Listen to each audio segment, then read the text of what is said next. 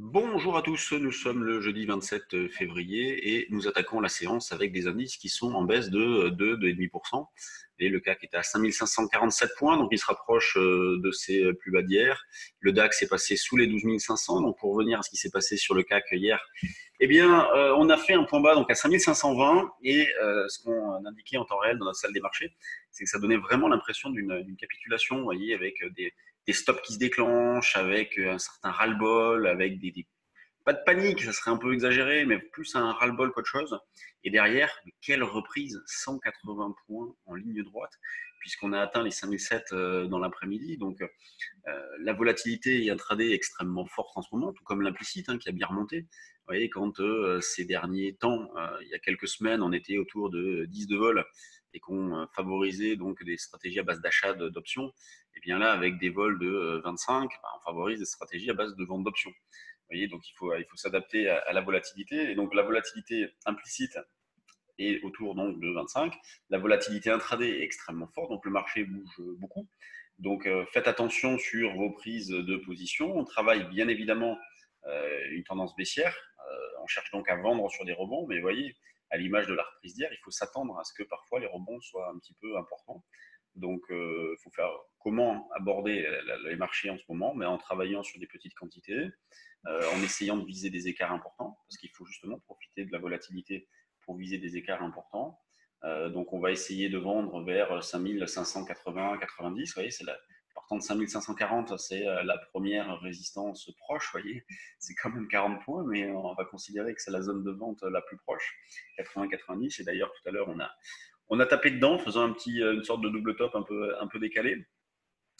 Vente d'options donc à privilégier aussi, vente de put notamment, puisque bon, on est sur des points bas potentiels. Alors c'est vrai que pour l'instant, bon, le marché donne pas envie de se précipiter non plus. Moi, il me reste quelques petits achats de put faits précédemment en solde vendeur pour, sait-on jamais si la situation dégénérait. Déjà de toute façon, c'est un solde gratuit dans la mesure où on a pu largement bouger sur ces positions-là.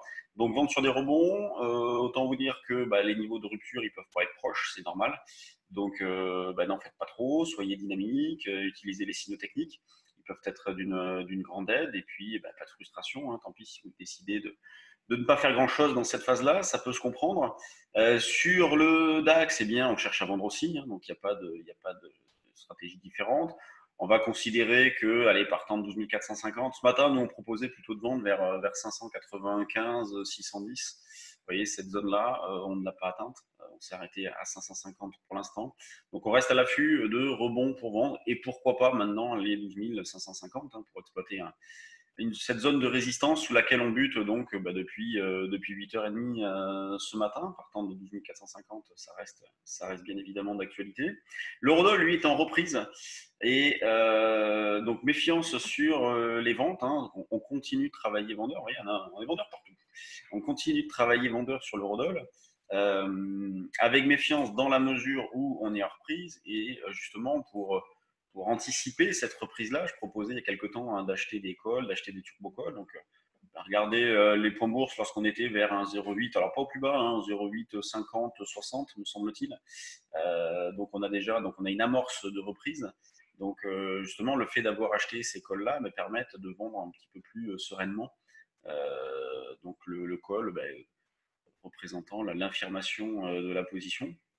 Donc vente sur rebond, on est actuellement dans une zone de vente d'ailleurs, donc à l'approche des 1,09 55 60. On a même vendu un petit peu plus tôt vers 1,09 30. Donc on va avoir une gestion un petit peu dynamique de la situation. Et comme on l'indique bien dans notre stratégie euro-dollar, les ventes par anticipation doivent être jouées sans trop insister.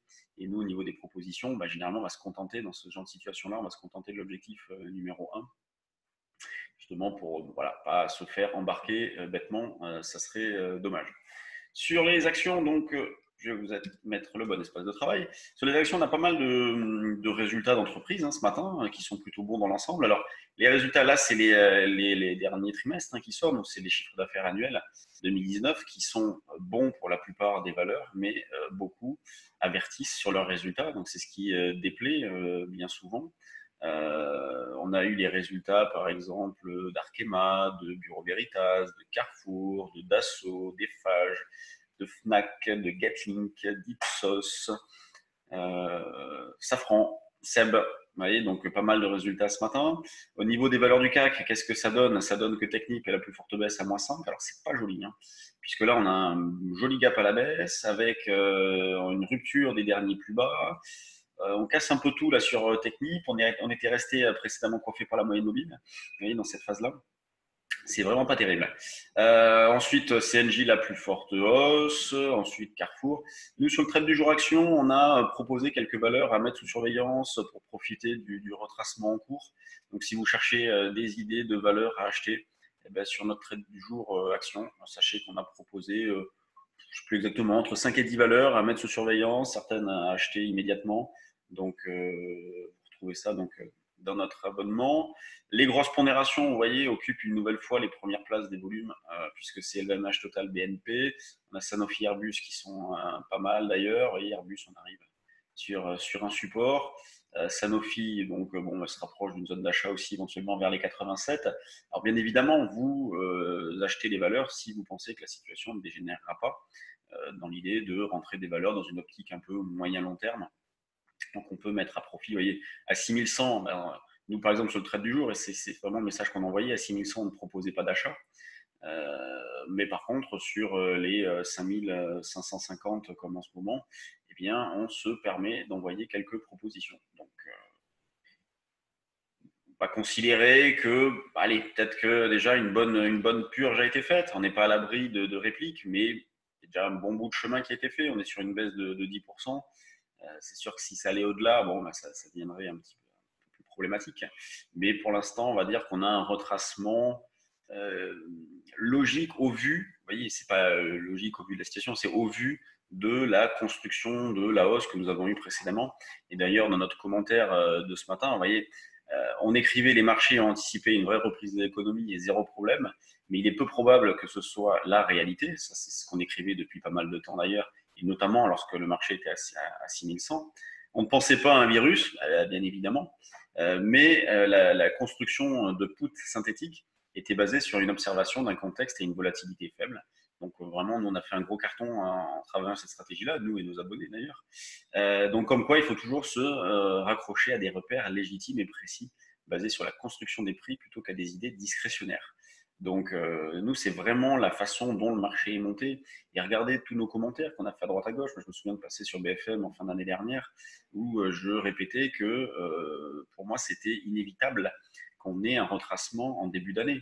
Donc, début d'année, c'est pas le 1er janvier, c'est le premier trimestre. Et vous voyez, on est en plein dedans. Et c'est dans cet esprit-là que nous avons acheté et proposé des achats de put. Et bon, ben là-dessus, on fait 3, 4, 5, 10 fois la mise. Donc, vraiment, c'est un joli petit carton. Bon, bah, je vous laisse. Hein. Si vous avez de l'intérêt pour ce qu'on fait, eh bien, n'hésitez pas à nous l'indiquer. Sur Mars, on est quasi complet, voire complet sur les stages futures options. Donc, bah, merci de votre intérêt.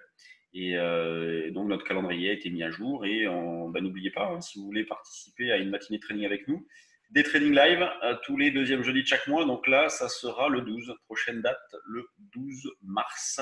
Donc en direct avec Jean-Louis et moi-même pour partager une matinée de trading. Sur ce, je vous laisse. Bonne séance. Soyez prudents et à demain.